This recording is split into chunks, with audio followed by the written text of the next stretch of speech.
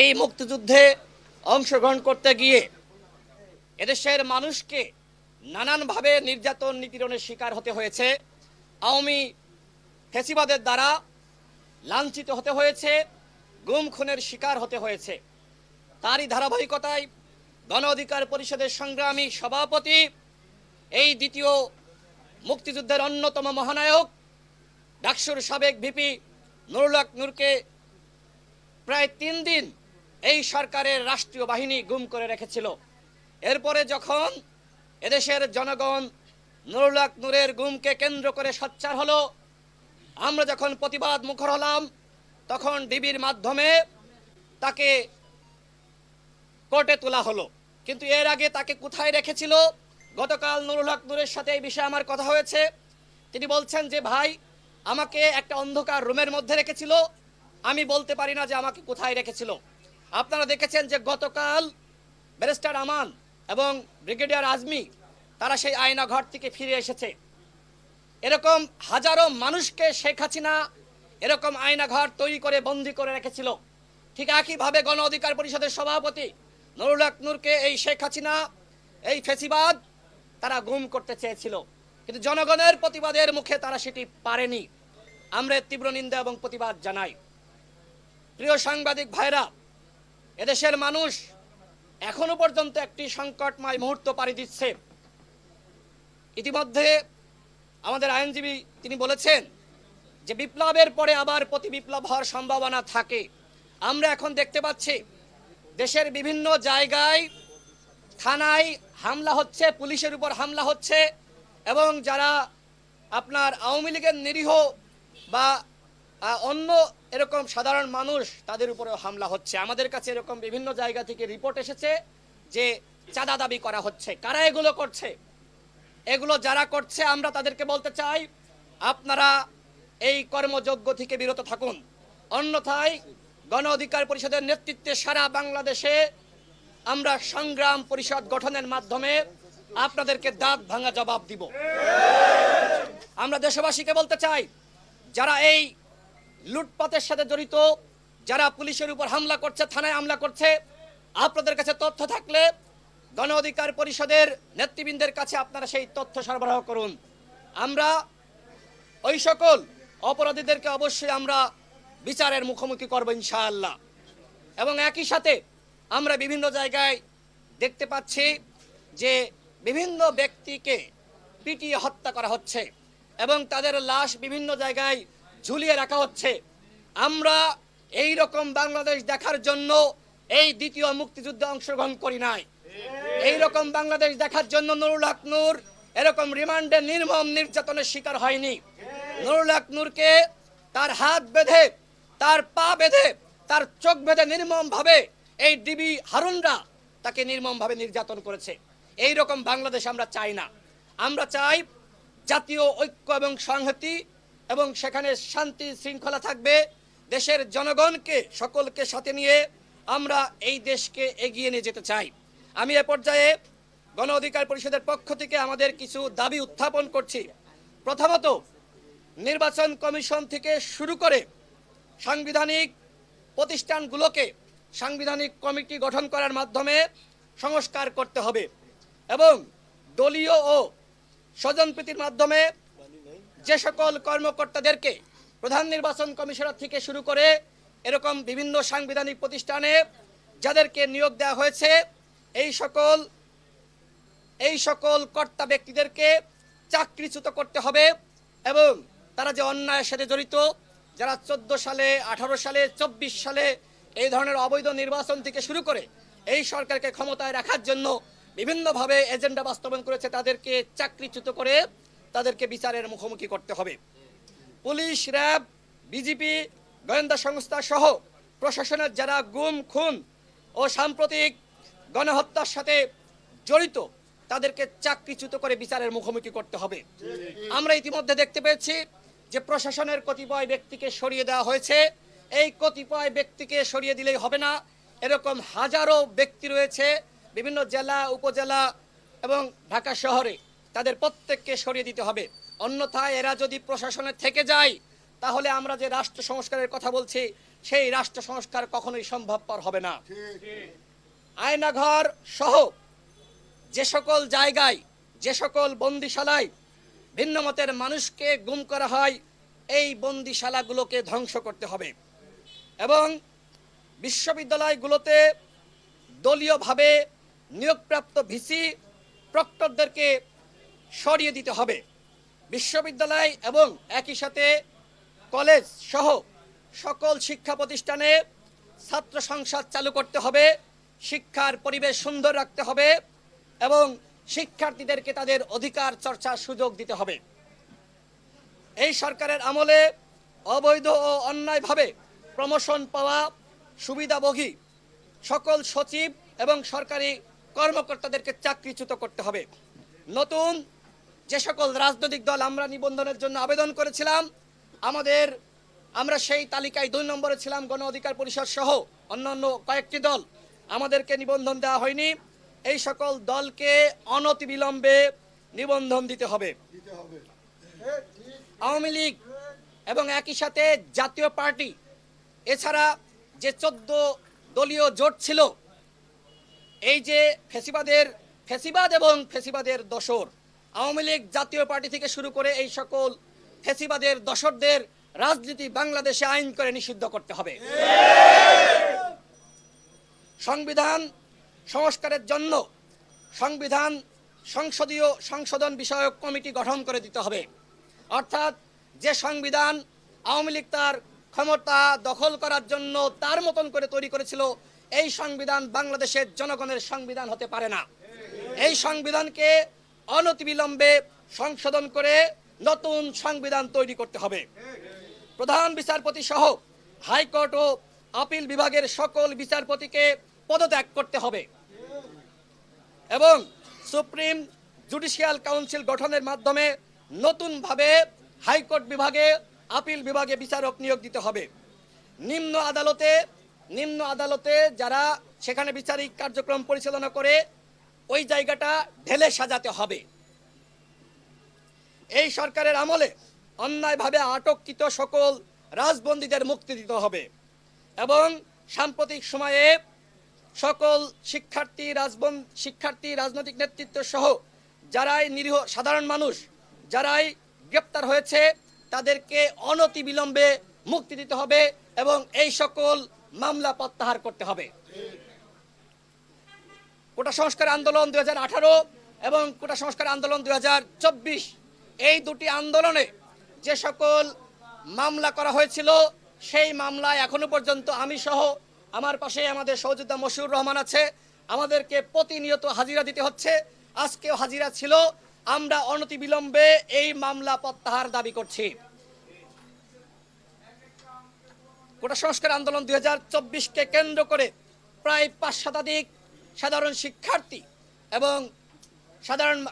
শিক্ষার্থী এবং জনতাকে এই সরকার গণহত্যা করেছে। আওয়ামী লীগ সরকার ইতিমধ্যে এই সংসদ বাজেয়াপ্ত হয়েছে। অর্থাৎ যারা এই গণহত্যার সাথে জড়িত তাদেরকে বিচার করতে হবে এবং শহীদ সকল পরিবারের পাশে দাঁড়াতে হবে। প্রতিটা পরিবার থেকে একজনকে সরকারি চাকরির ব্যবস্থা করতে হবে। পিলখানা হত্যাকাণ্ড, হেফাজতে ইসলামের উপর পরিচালিত গণহত্যা এবং ডাকসু হামলা, আপনারা জানেন যে ডাকসুর ভিপির রুমে কিভাবে নারকীয় তাণ্ডব চালিয়েছিল সাদ্দাম এবং সঞ্জিত। বিশেষ করে ভারতীয় রয়ের নির্দেশনায় তারা এই তাণ্ডব চালিয়েছিল। যারা পিলখানা হত্যার সাথে জড়িত তাদেরকে বিচার করতে হবে। হেফাজতে ইসলামের উপর যে নির্মম নির্যাতন হয়েছিল তার বিচার করতে হবে এবং ডাকসু হামলার বিচার করতে হবে এবং যারা বিডিআরের যারা নিরীহ ছিল, যারা অন্যায়ের সাথে জড়িত ছিল না, তাদের সংখ্যা কয়েক হাজার, তাদেরকে অনতিবিলম্বে তাদেরকে মুক্তি দিতে হবে। আমি যখন 18 সালে জেলে ছিলাম, আমাদের সভাপতি এইবার জেলে গিয়েছে। আমাদের কাছে তারা এ সময়ও জানিয়েছে আমরা নিরীহ ছিলাম, নিরস্ত ছিলাম, আমাদেরকে এই সরকার অন্যায়ভাবে ফাঁসিয়েছে। আমরা এই বিডিআর ভাইদেরকে মুক্তি দাবি করছি এবং একই সাথে শেখ হাসিনা দেশ ছেড়ে পালিয়েছে তার বোনকে সাথে নিয়ে। বিভিন্ন লুটেরা শ্রেণী, এমপি মন্ত্রী থেকে শুরু করে ব্যবসায়িক গোষ্ঠী তারা পালিয়েছে। তাদেরকে অনতিবিলম্বে বাংলাদেশে ফিরিয়ে আনতে হবে এবং কঠোর শাস্তির মুখোমুখি করতে হবে, যাতে করে এই ধরনের অন্যায় করতে আর কখনো কেউ সাহস না করে। সর্বশেষ যেটি বলতে চাই, প্রিয় সাংবাদিক ভাইরা, আপনারা কখনোই সুরক্ষিত ছিলেন না। আমরা দেখেছি কিভাবে সাংবাদিক দম্পতি সাগর রুনিকে নির্মমভাবে হত্যা করা হয়েছে। এখনো পর্যন্ত সাগর রুনি হত্যাকাণ্ডের বিচার হয়নি। আমরা বাংলাদেশে যে সকল সাংবাদিকদেরকে হত্যা করা হয়েছে আমরা তার বিচার দাবি করছি, এবং একই সাথে সাংবাদিকদের পেশাগত দায়িত্ব পালন করতে গিয়ে আমরা এইবারও বিভিন্নভাবে সাংবাদিকদের কাছ থেকে জানতে পেরেছি যে আন্দোলনকারীরা অনেক সময় ভুল বুঝে সাংবাদিকদের উপর হামলা করেছে। আমরা বলতে চাই আমাদের সকলে মিলে সাংবাদিকদের নিরাপত্তা নিশ্চিত করতে হবে। এবং আমরা বলতে চাই, আজকে দেখেন বাংলাদেশের গণমাধ্যম এর আগে, এখন হয়তো গণমাধ্যম স্বাধীন হয়েছে, কিন্তু পরবর্তীতে আবার এই গণমাধ্যম পরাধীন হয়ে যাবে না তার নিশ্চয়তা কি? সুতরাং আইন করে গণমাধ্যমকে স্বাধীন করতে হবে। গণমাধ্যম এদেশের আয়না বা দর্পণ, সুতরাং গণমাধ্যমকে কখনোই দলীয়করণ করা যাবে না। প্রিয় সাংবাদিক ভাইরা, আমরা গণ অধিকার পরিষদের পক্ষ থেকে এতটুকু নিশ্চয়তা দিতে চাই যে সাংবাদিকদের পাশে গণ অধিকার পরিষদ সবসময় থাকবে। সর্বশেষ যেটি বলতে চাই, যারা এই আন্দোলন করতে গিয়ে আহত হয়েছে, যারা নিহত হয়েছে, শহীদ হয়েছে, সেই সকল পরিবারের পাশে গণ অধিকার পরিষদ থাকবে। আমরা গণ অধিকার পরিষদের পক্ষ থেকে সেই সকল শহীদ পরিবারের সাথে আমরা দেখা করতে যাব, এবং ঢাকা মেডিকেল থেকে শুরু করে বিভিন্ন জায়গায় যারা আহত এখনো পর্যন্ত চিকিৎসা নিচ্ছে, আমাদের সভাপতি নুরুল হক নূরের নেতৃত্বে আমরা এই সকল আহত ব্যক্তিদেরকে আমরা আজকেই দেখতে যাব ইনশাআল্লাহ। আমি আমার বক্তব্য শেষ করছি। আমাদের সভাপতি নুরুল হক নূরের উপরে যে ধরনের নির্মম নির্যাতন চালানো হয়েছিল সেই বিষয়গুলো তিনি আপনাদের সামনে তুলে ধরবেন, এবং আমি আমার বক্তব্য শেষ করছি। এরপরে আমাদের সভাপতি বক্তব্য রাখবেন। সাথী বন্ধুগণ, সাংবাদিকবৃন্দ, এই পর্যায়ে কথা বলবেন 24-এর যে বিপ্লব সংগঠিত হয়েছে সেই বিপ্লবের অন্যতম মহানায়ক, যার পরোক্ষ এবং প্রত্যক্ষ নেতৃত্বে 24-এর বিপ্লব সংগঠিত হয়েছে। এই পর্যায়ে কথা বলার জন্য অনুরোধ করছি ডাকসুর সাবেক পিপি গণ অধিকার পরিষদের সংগ্রামী সভাপতি নুরুল হক নূর।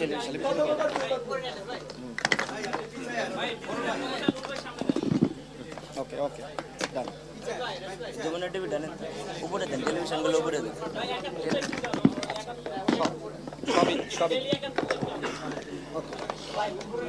আচ্ছা, ঠিক আছে, সবই দেখা যাচ্ছে। Thank you.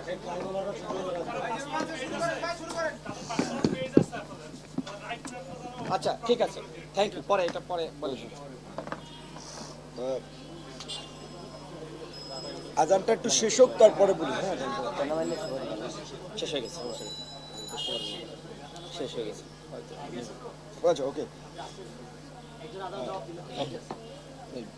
প্রথমে আপনাদেরকে ধন্যবাদ জানাই এবং আপনাদেরকেও অভিনন্দন জানাই যে আপনারা জীবনের ঝুঁকি নিয়ে অনেক ধরনের চাপ উপেক্ষা করে যতটুকু নিউজ দেওয়া গেছে, সংবাদ কাভারেজ দেওয়া গেছে, তার চেয়ে বেশি আপনারা চেষ্টা করেছেন।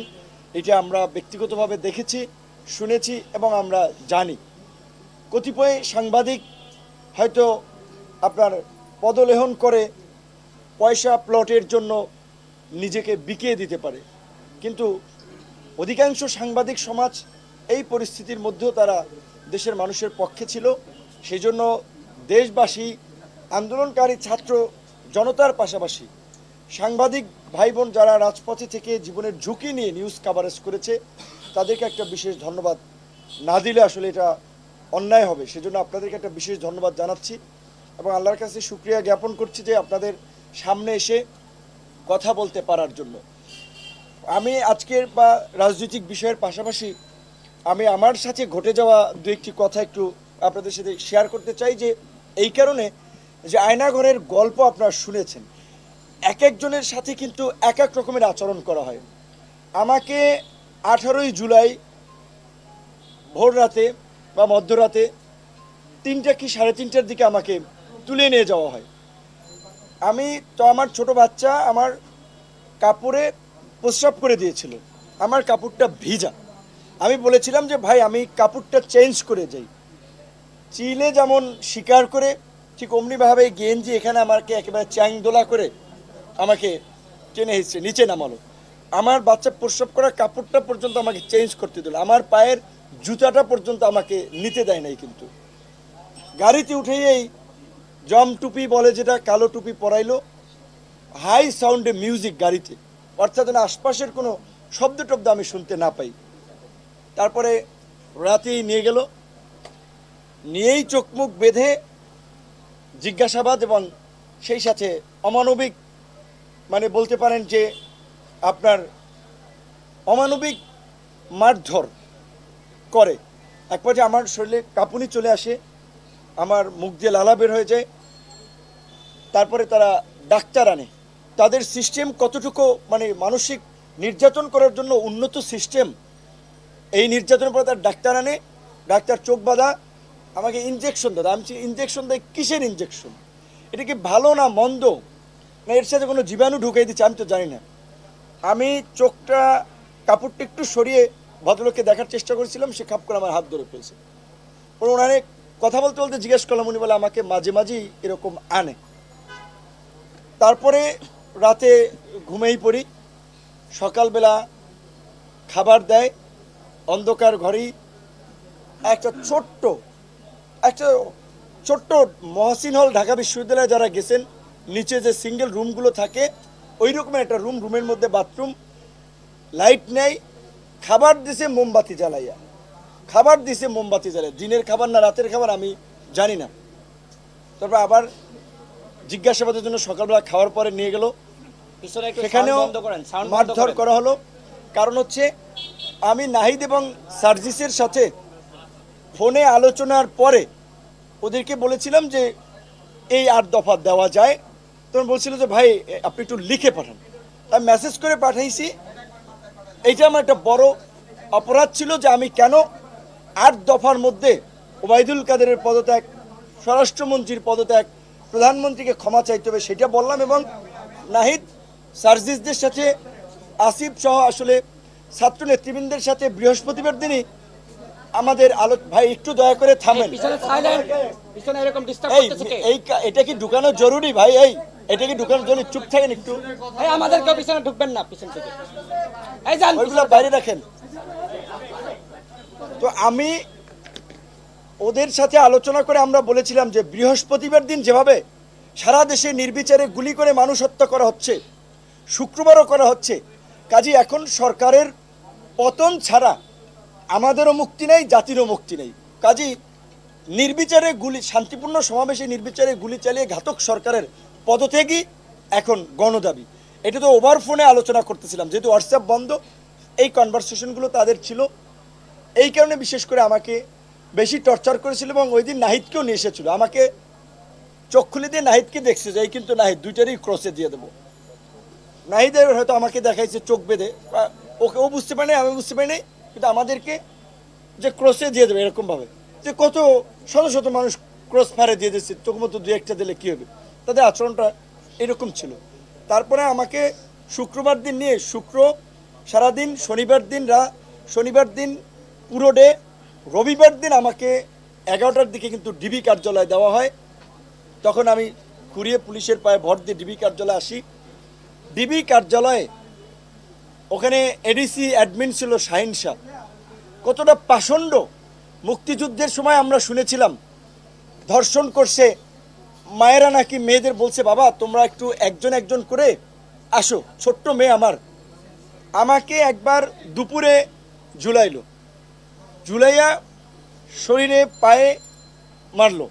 কেন মারছে দেন? তাদের কিন্তু বেশিরভাগ ক্ষোভ হচ্ছে যে শালা তুই প্রধানমন্ত্রীকে নিয়ে কেন গালিগালাজ করিস, তুই আওয়ামী লীগের আমলে ভিপি হইছস, তুই সরকার উৎখাতের আন্দোলনে কেন তারেক রহমানের টাকায় তারেক রহমানের হয়ে তুই আন্দোলন করস।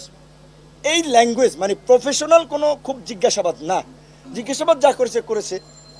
আবার একটা দেখেন, এই যে নাট্যকার ডিবি হারুন, আমি বলছি যে ভাতের হোটেল ম্যানেজার, আমি বলছি যে তিনি নাট্যকার, দারুণ অভিনেতা, নাট্যকার ডিবি হারুন। আন্দালিব রহমান পার্থর সাথে আমার ব্যক্তিগত সম্পর্ক ছিল। আমি ঈদের আগে তাকে বলছিলাম যে আমি একটু ওই ফ্যামিলি ক্রাইসিসে, যে আপনি 10 লাখ টাকা আমাকে ধার দেন, আমি আপনাকে আবার দিব হানে। তো সে বলছে যে তোমার সাথে তো আমার ধারের সম্পর্ক না, ঠিক আছে এই এখন এইটা নাও, আর যদি মেকআপ না হয় আবার নিও। সে 4 লাখ টাকা ধার, মানে আমাদের একটা ব্যক্তিগত সম্পর্কে যে ঈদের আগে সেইটারে বানাইছে 64 লাখ টাকা দিছে নাকি, এবং কত ধরনের রংচং মাখাই প্রচার করলো। এবং এই যে ধরেন সেই সময় টিভি, 71 টিভি বা এরকম ধরেন আরও অনেকে রংচং মাখিয়ে প্রচার করেছে। এখন আমি সময় টিভির স্টাফদের দোষ দেবো না, 71 টিভির স্টাফদের দোষ দেবো না, তারা তো চাকরি করে, তাদের অর্ডার ক্যারি করতে হয়, তারা করেছে। কিন্তু বিশেষ করে এই কথাটা এই প্রসঙ্গে চলে আসছে এই কারণে আমি নিজে এখন খুব উদ্বিগ্ন আমার নিরাপত্তা নিয়ে, দেশের ভবিষ্যৎ নিয়ে। যে দেশে যা চলছে এটা তো আর একটু নৈরাজ্য চলছে, এই নৈরাজ্য চলতে পারে না।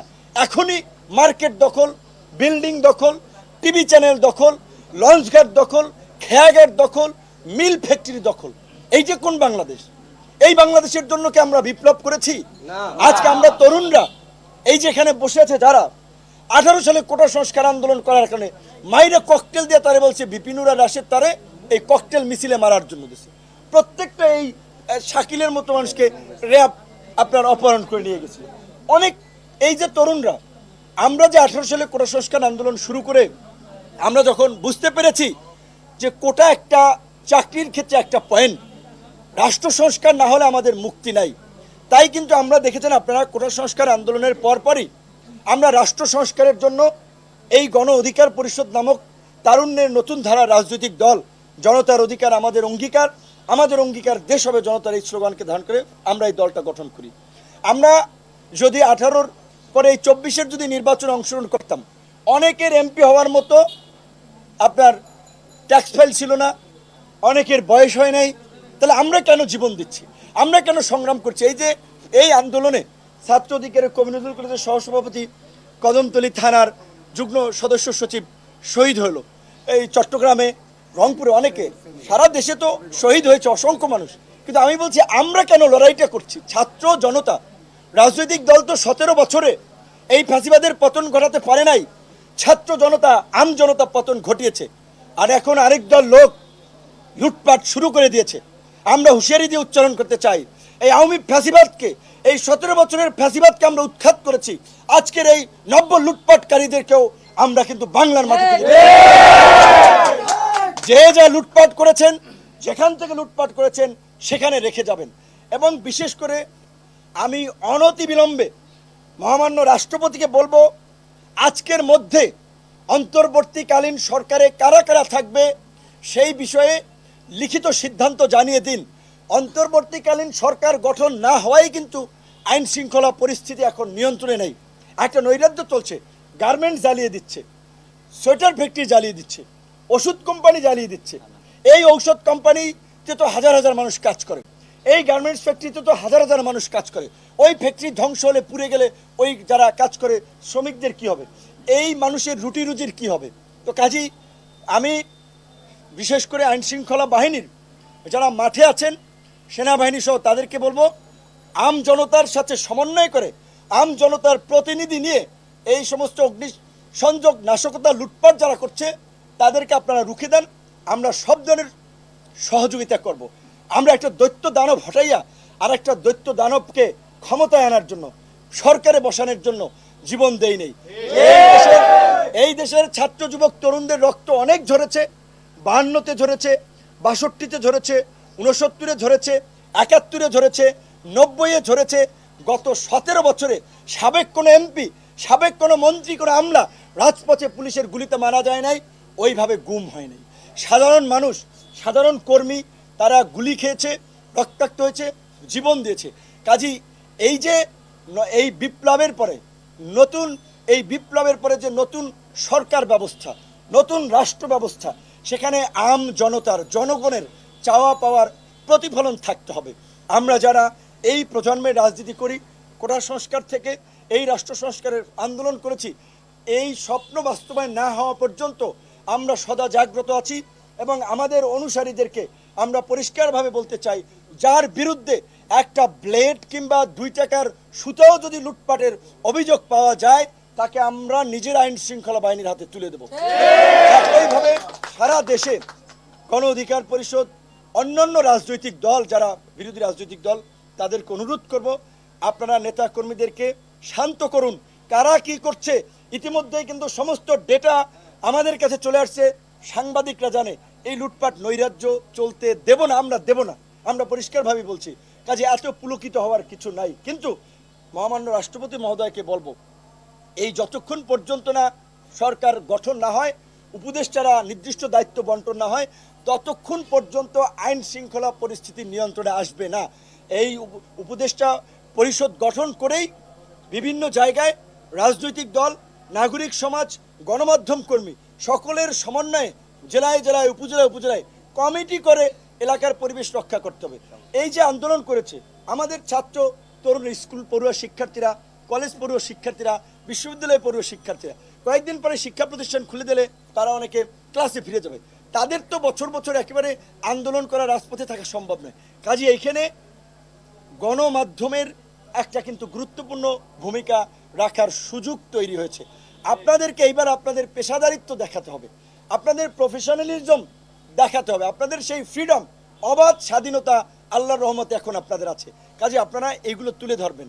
আজকে ছাত্র, শিক্ষক, অভিভাবক, এই যে যারা পানি এগিয়ে দিয়েছিল, মায়েরা তার সন্তান নিয়ে রাজপথে এসেছিল, ঠিক একইভাবে এই নৈরাজ্য, লুটপাট এবং আগামীতে যেন আমরা একটা সুন্দর বাংলাদেশ বিনির্মাণ করতে পারি, সেই জন্য একটা জন আকাঙ্ক্ষার রাজনৈতিক দলকে, রাজনৈতিক নেতৃবৃন্দকে সরকারে বসানো, রাষ্ট্র ক্ষমতায় নিয়ে আসা, সেজন্য আমাদেরকে সাপোর্ট করতে হবে। অন্তর্বর্তীকালীন সরকার 3 মাসের হবে না 6 মাসের হবে না 3 থেকে 6 বছর হবে, সেটা রাজনৈতিক দলের সাথে আলোচনা সাপেক্ষে, ছাত্র তরুণদের প্রতিনিধিদের সাথে আলোচনা সাপেক্ষে একটা সিদ্ধান্ত নিতে হবে। কিন্তু একই সাথে আমাদের খেয়াল রাখতে হবে, একটা অনির্বাচিত সরকার যদি দীর্ঘদিন ক্ষমতায় থাকে, তাদের তো ওইভাবে অনেকের রাষ্ট্র পরিচালনার অভিজ্ঞতা নাই। ডক্টর মোহাম্মদ ইউনূস স্যারকে প্রধান করা হয়েছে, এটা তো আমরা অনেক আগে থেকেই বলেছি যে বাংলাদেশে ডক্টর মোহাম্মদ ইউনূস স্যারের লেভেলের লোক এই মুহূর্তে নাই। সো তার প্রশ্নে আমাদের অগাধ শ্রদ্ধা, ভালোবাসা, সমর্থন আছে। কিন্তু একটা গণতান্ত্রিক রাষ্ট্র তো নির্বাচিত জনপ্রতিনিধিদেরকে যত দ্রুত সম্ভব রাষ্ট্র পরিচালনায় নিয়ে আসতে হবে জনগণের ম্যান্ডেট নিয়ে।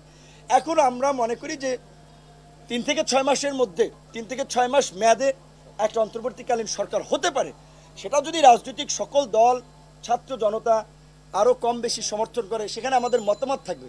কিন্তু 3 থেকে 6 বছর যদি একটা অনির্বাচিত সরকার থাকে, তাহলে তো সেই দেশে গণতন্ত্র থাকবে না, ওটা আরেকটা অন্যরকম পরিস্থিতি কিন্তু তৈরি হবে। কাজেই এখানে আমাদের কিন্তু সতর্ক থাকতে হবে। এবং এই আন্দোলনের বিশেষ করে আমাদের লিখিত বেশ কিছু দাবি দেওয়া আমাদের সাধারণ সম্পাদক জানিয়েছে যে আমরা বর্তমানে সব রাজনৈতিক দলকে এলাকায় এলাকায় শান্তি সম্প্রীতির জন্য জনসাধারণ, নাগরিক সমাজ, সংবাদকর্মী, স্থানীয় প্রশাসন যারা আছে তাদের সাথে মতবিনিময় করার জন্য, মতবিনিময় সভা করা, সম্প্রীতি র্যালি করা, এগুলোর আমরা আহ্বান জানাই। গণ অধিকার পরিষদের পক্ষ থেকে আগামী শুক্রবার বিকাল 3টায় গণ অধিকার পরিষদের কেন্দ্রীয় কার্যালয়ে আমরা এই সম্প্রীতি আমরা একটা সমাবেশ করব, যেখানে বিভিন্ন মত, পথের, ধর্ম, বর্ণের মানুষ থাকবে। আমাদের এই ঢাকার সমাবেশ থেকে সব মত পথের মানুষের নিয়ে আমরা পুরো জাতির উদ্দেশ্যে একটা জাতীয় ঐক্য এবং সম্প্রীতি প্রতিষ্ঠায় আমরা আবেদন জানাবো। আপনাদের মাধ্যমে আমরা দেশবাসীকে আমরা জানাচ্ছি। কিন্তু এই মুহূর্তে যেটা সবচেয়ে বার্নিং ইস্যু, একজন রিকশাওয়ালা গুলিবিদ্ধ হয়েছে, একজন ঠেলা চালক গুলিবিদ্ধ হয়েছে। আমি ডিবি কার্যালয়ে ছিলাম, আমি কারাগারে ছিলাম, বিশ্বাস করবেন এখান দিয়ে রক্ত পড়ছে, গায়ে গেঞ্জি নাই, আমার মায়া লাগছে। আমার 2টা টি-শার্ট আমি দিয়ে আসছি, যে ও বলছে হকারি করে পানি বেছে, পানি বাসে যে পানি বেছে, শশা বেছে, লুঙ্গি পরা, ওই অবস্থায় ধরে নিয়ে আসছে, গুলিবিদ্ধ, শরীর পয়সা যাচ্ছে, পা দিয়ে রক্ত পড়ছে, পুজ বেরোচ্ছে। ধরেন আমরা যারা একটু পরিচিত নন ফেস, তাদের একটু যদি বলি বুকে ব্যথা, হসপিটালে নিয়ে যায়, কারো হসপিটালে নাপা টাপা দেয়। কিন্তু আমপাবলিক যে ওদের সাথে অমানুষের মতো আচরণ করে। তো এই যে জেলখানায় যারা আছে, বাইরে যারা আহত আছে, এই আহতদের চিকিৎসা আমি সেনা প্রধানকে অনুরোধ জানাবো যে আপনি যেমনিভাবে বলেছেন গণহত্যাকারীদের প্রত্যেককে বিচারের মুখোমুখি করা হবে, বিচার তো অবশ্যই হবে। ভারতের সাথে দেন দরবার চালিয়ে শেখ হাসিনাকে বাংলাদেশে ফিরিয়ে আনতে হবে। এই গণহত্যার জন্য শেখ হাসিনার বিচারের মধ্য দিয়ে বাংলাদেশে দৃষ্টান্ত স্থাপন করতে হবে যে জনগণের বিরুদ্ধে গিয়ে এরকমের গণহত্যা চালিয়ে কোনো ঘাতক সরকার রক্ষা পায়নি। একই সাথে আওয়ামী লীগের এমপি মন্ত্রী, আওয়ামী লীগের এই লুটপাট এবং এই ফ্যাসিবাদের সাথে যারা জড়িত ছিল, অনতিবিলম্বে তাদের অ্যাকাউন্ট ফ্রিজ করে দিতে হবে, যেন তাদের অ্যাকাউন্ট থেকে বেনজিরের মতো টাকা পয়সা যেন সরিয়ে না নিতে পারে। এবং আমরা পরিষ্কারভাবে বলছি, এখন এই লুটেরাদের সম্পদ কেউ কিনবেন না, ফ্ল্যাট কেউ কিনবেন না, টেলিভিশনের মালিকানা কেউ নেবেন না। এই লুটেরাদের সম্পদ রাষ্ট্রীয়ভাবে আপনার এটা বিক্রি করে নিলামে তুলে এই আন্দোলনে যে যারা আহত হয়েছে, নিহত হয়েছে, তাদের পরিবারকে ক্ষতিপূরণ দেবে। তাই বলছি যে ওদের সম্পদ আপনি অল্প টাকায় কিনে নেবেন, এইটা কেউ করবেন না। আমরা কিন্তু বলছি যে খুঁজে বের করব। তো কাজে আমরা সেনাবাহিনী, অন্তর্বর্তী সরকার, তাদের প্রতি আমরা এটা অনুরোধ জানাবো যে এই আহতদের এখনও অনেকে চিকিৎসা নিতে পারছে না, ব্যক্তিগত আমরা এখানে নাম এন্ট্রি করব। যারা দরিদ্র পরিবার আছে তাদের তালিকা করে আমরা একটা তালিকা তাদের কাছে দেবো যে যারা এখন আহত এই অবস্থায় আছে, এবং নিহতদেরও একটা আমরা তালিকা করব। আমাদের দপ্তর সমন্বয়ক শাকিলুজ্জামান এবং আমাদের গণমাধ্যম সমন্বয়ক আবু হানিফ দুজন তারা এই টেবিল ফেলে এখানে তারা আহত এবং নিহতদের তালিকা করবে। আপনারা যারা অনেকে লাশ ভয়ে এলাকায় নিয়ে যান নাই, অনেকে লাশের কথা বলেন নাই, তারা দয়া করে এইখানে এসে তাদের পরিচয়গুলো, নামগুলো আমাদের লিপিবদ্ধ করবেন। আমরা রাষ্ট্রপতির কাছে, সেনাপ্রধানের কাছে, অন্তর্বর্তীকালীন সরকার প্রধানের কাছে আমরা এগুলো তুলে দেব। নিহতদের পরিবারের সাথে আমরা দলের পক্ষ থেকে আমরা দেখা করার সিদ্ধান্ত নিয়েছি। আহতদের আমি সংবাদ সম্মেলনের পরেই ঢাকা মেডিকেলে যাব। আমি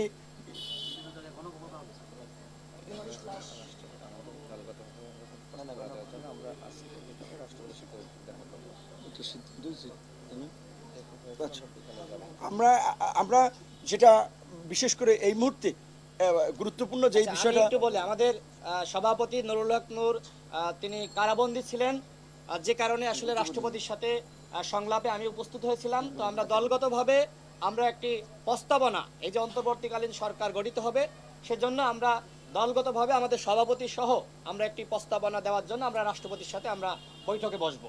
না, এটা রাষ্ট্রপতি বলেছে যে রাজনৈতিক দলগুলোর মতামত নেবে ছাত্রদের পাশাপাশি, সেটা তো হবে। তো এই মুহূর্তে যেটা আর একটা কথা যেটা আমি বলতে চাচ্ছিলাম, এখন আমাদের আরও একটা যেটা বলছে, আহত নিহতদের ক্ষতিপূরণ চিকিৎসার পাশাপাশি একটা বার্নিং ইস্যু হচ্ছে প্রশাসনের মধ্যে যে একটা দুর্বৃত্তের সিন্ডিকেট যারা গড়ে উঠেছিল, তাদেরকে কিন্তু অনতিবিলম্বে গ্রেপ্তারের ব্যবস্থা করা, তাদেরকে বিচারের মুখোমুখি করতে হবে, নাহলে তারা দেশ থেকে পালিয়ে যাবে। এবং সামগ্রিকভাবে যে আমাদের একটা রাষ্ট্র মেরামত বা এই মুহূর্তে ইন্টারিম গভর্নমেন্ট যেটা করতে পারে তার একটা রূপরেখা সংক্ষিপ্তভাবে কিন্তু আমাদের সাধারণ সম্পাদক উল্লেখ করেছে যে শিক্ষা প্রতিষ্ঠানে গণতান্ত্রিক মূল্যবোধ বিকশিত করার জন্য সকল বিশ্ববিদ্যালয় কলেজগুলোতে ছাত্র সংসদ নির্বাচন করা, ঢাকা বিশ্ববিদ্যালয়, রাজশাহী বিশ্ববিদ্যালয়, জাহাঙ্গীরনগর সহ 4টি যে স্বায়ত্তশাসিত বিশ্ববিদ্যালয় আছে, দেশের সমস্ত পাবলিক বিশ্ববিদ্যালয়গুলোকে স্বায়ত্তশাসন দেওয়া। কারণ যদি স্বায়ত্তশাসন থাকে সেখানে শিক্ষকদের কিছুটা ফ্রিডম থাকে, ছাত্রদের কিছুটা ফ্রিডম থাকে, ছাত্র সংসদ নির্বাচন যদি থাকে এবং এই আপনার স্বায়ত্তশাসন যদি থাকে, তাহলে এই যে ছাত্র সমাজ একেবারে 52 থেকে 71, 90 থেকে 24 বারবার যে প্রতিবাদের মাধ্যমে ফ্যাসিবাদ গণবিরোধী সরকারকে রুখে দিয়েছে, এইটা রুখে দিতে পারবে।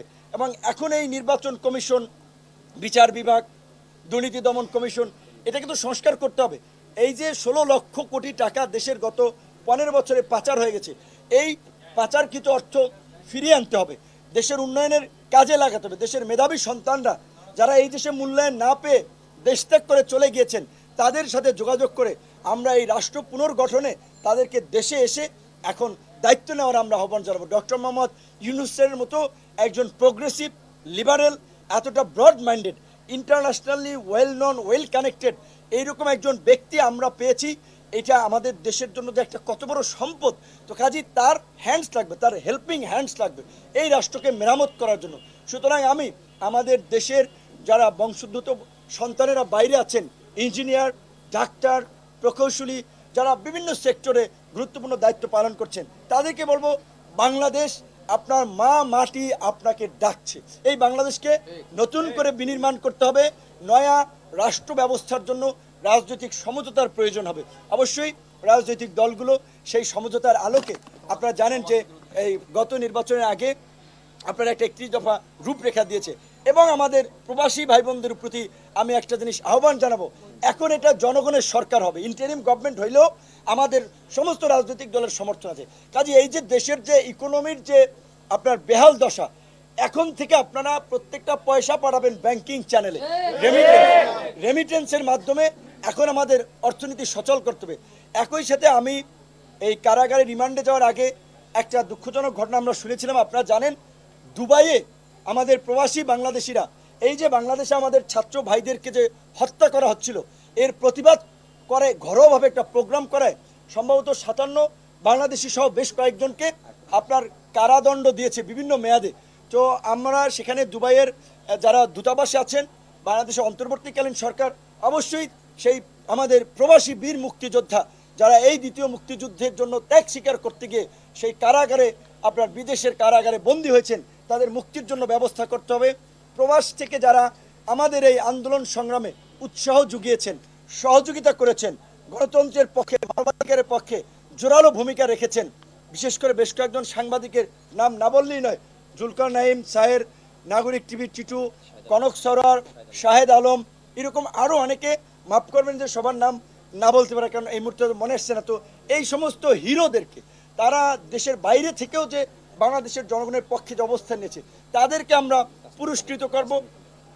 তাসলিম খলিল নেত্র নিউজের সবচেয়ে বড় কাজ করেছে মনির হায়দাররা, আপনারা জানেন। এবং একই সাথে এই দেশে সাগর রুনি সহ যেই সাংবাদিকদের হত্যাকাণ্ডের শিকার হয়েছে তাদের বিচারও আমরা দাবি জানাই এবং আমরা তার জন্য সোচ্চার থাকব।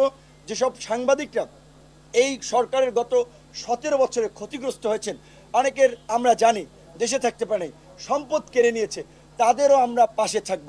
এবং আপনাদের প্রতি একটা অনুরোধ থাকবে, এই ফ্রিডমের জন্য আপনাদের পেশার জন্য আপনাদেরকে লড়াই করতে হবে, আমরা পাশে থাকব। এবং আমরা যে গণতন্ত্রের জন্য লড়াই করছি সেই লড়াইয়ে নাগরিক হিসেবে আপনারা পাশে থাকবেন। আপনাদের মাধ্যমে পুরো দেশবাসীকে ধন্যবাদ এবং কৃতজ্ঞতা জানাই যারা আমার মুক্তির জন্য কথা বলেছেন, আমার জন্য প্রতিবাদ করেছেন, দোয়া করেছেন। এই যে ভালোবাসা, এইটার জন্যই আসলে আমাদের রাজনীতিটা করা। সো এই ভালোবাসাই আমরা মানুষের কাছে চাই এবং আমরা এই সম্প্রীতি আগামী শুক্রবার এই সম্প্রীতি সমাবেশ করার মধ্যে দিয়ে আমরা জেলায় জেলায়ও জাতীয় ঐক্য এবং সম্প্রীতি প্রতিষ্ঠার জন্য জেলায় জেলায় আমরা সফর করব। আমরা আমাদের নেতাকর্মী সহ সব দলের নেতাকর্মীদেরকে আবারও শান্ত থাকার অনুরোধ জানাই। বিশেষ করে একটা কথা বিশেষভাবে উল্লেখ করা দরকার, হামলা হয়েছে মাশরাফির বাড়িতে, সেটা অনাকাঙ্ক্ষিত, আমরা নিন্দা জানাই, কিন্তু প্রচার করা হচ্ছে যে সংখ্যালঘু লিটন দাস। তাহলে এই যে ভারতীয় গণমাধ্যম যে বাংলাদেশ বিষয়ে যে নেগেটিভ প্রোপাগান্ডা ছড়াচ্ছে, বিভ্রান্তি ছড়াচ্ছে, শুভেন্দু অধিকারী যে পশ্চিমবঙ্গের যে বিজেপির যে সভাপতি, তিনি বলেছিলেন যে 1 কোটি হিন্দু শরণার্থীকে নাকি বাংলাদেশ থেকে ভারতে পাঠিয়ে দেবে। কোন কুলাঙ্গার এই দেশের একজন সংখ্যালঘুকে ভারতে পাঠাবে? কে তাদের উপরে হামলা করবে সেটা আমরা দেখবো। তা আমার দেশের ভাই, আমাদের বন্ধু, আমাদের স্বজন। বরঞ্চ আমরা যেটা তথ্য পাচ্ছি, এখানে আওয়ামী লীগাররা দেশের যাই চেলা চামুন্ডা লেসপেন্সাররা আছে তারা এবং ভারতীয় গোয়েন্দা সংস্থা রয়ের ষড়যন্ত্রে বিভিন্ন জায়গায় এই সংখ্যালঘুদের উপরে হামলা হচ্ছে এবং এই ঘটনাকে বিশ্ব মিডিয়ায় প্রচার করার জন্য যে এই যে বাংলাদেশে মৌলবাদের উত্থান হচ্ছে, উগ্রবাদীরা রাষ্ট্র ক্ষমতা দখল করছে, সেখানে সংখ্যালঘুরা নিরাপদ দেয়। কিন্তু আমি বিএনপি, জামাত, গণ অধিকার পরিষদ সহ সকল রাজনৈতিক দলকে অনুরোধ করব, যেই যে এলাকায় সংখ্যালঘুরা আছে আপনারা তাদের সহ একটা কমিটি করে তাদের ঘর বাড়ি সম্পদ আপনারা পাহারা দেবেন। এবং আমরা প্রত্যেকটি সংখ্যালঘু ভাই বোনকে বলবো, অন্তত গণ অধিকার পরিষদের নেতাকর্মীরা প্রয়োজনে রাত জেগে আপনাদের বাসা পাহারা দেবে। আপনারা যদি আক্রান্ত হন, গণ অধিকার পরিষদের এইখানে আপনারা এই খবরটুকু পৌঁছে দেবেন। এই যে ঘর পোড়ার মধ্যে যারা আলু পোড়া খেতে চায় এদের ভিডিও রাখুন। ইন্টারিম গভর্নমেন্ট হইলে বিচারের মুখোমুখি তাদের হতে হবে। ভাবছে যে কি সরকার এরা গঠন করে বলাইছে, যারা লুটপাট করছে, এমপি হয়ে গেছে, মাস্তান হয়ে গেছে, গুন্ডা হয়ে গেছে, এখনই মার্কেট দখল, আরেকজনের ফ্ল্যাট দখল, আরেকজনের টেলিভিশন চ্যানেল দখল, আরেক সাংবাদিককে মাইরা হাউস থেকে বের করে দেওয়া, এই নৈরাজ্য আমরা চাই না। আমরা একটা শান্তি সম্প্রীতির বাংলাদেশ চাই, একটা সহনশীল সমাজ চাই, একটা গণতান্ত্রিক মূল্যবোধের সমাজ চাই। মারামারি, হানাহানি, প্রতিশোধ, প্রতিহিংসা এই দেশে গত 53 বছরে চলেছে। এই অ্যানালগ রাজনীতি, old generation corrupted politics, dirty পলিটিক্সকে তরুণ সমাজ ধুয়ে মুছে তারা পরিষ্কার করে নতুন রাজনীতি, নতুন বাংলাদেশ বিনির্মাণ করবে। যেই কারণেই তরুণরা আজকে এই শিক্ষা প্রতিষ্ঠান থেকে রাজপথে কোটা সংস্কার থেকে রাষ্ট্র সংস্কারের দাবি তুলেছে। রাষ্ট্র সংস্কার করেই তরুণরা যারা শিক্ষার্থী তারা শিক্ষা প্রতিষ্ঠানে ফিরবে, যারা রাজনীতি করছে তারা আগামীর বাংলাদেশের নেতৃত্ব দেবে। আপনারা সবাই ভালো থাকবেন। যদি বিশেষ কোনো প্রশ্ন না থাকে আমরা এখন ঢাকা মেডিকেলে যারা যারা আহত আছে আমরা তাদের দেখার জন্য ঢাকা মেডিকেলে যাব। আপনাকে যখন নিয়ে যাওয়া হয় তখন বললেন চোখ বেঁধে নিয়ে গেছে, কিন্তু আপনার বাড়ি থেকে যখন নিয়ে যাওয়া হয় তাদের কাউকে আপনি দেখতে পেরেছেন কিনা বা কণ্ঠস্বর চিনতে পেরেছেন কিনা, তারা কারা? আমি একটা আমার সামনে যদি উপস্থাপন করা হয়, আমি ওই আলোচনা থেকে রাজনৈতিক আলোচনা চলে গিয়েছিলাম। আমি একজনকে চিনতে পারবো না। যেমন ডিবি কার্যালয় আমাদেরকে মারধর করেছে, এই আপনার এডিসি অ্যাডমিন ছিল শাহিন শাহ, তার রুমে, এবং আরেকজন ছিল ঢাকা মহানগর সম্ভবত খন্দকার নুরুল নবী, তার রুমে চোরের মতো আপনার হ্যান্ডকাপ করা।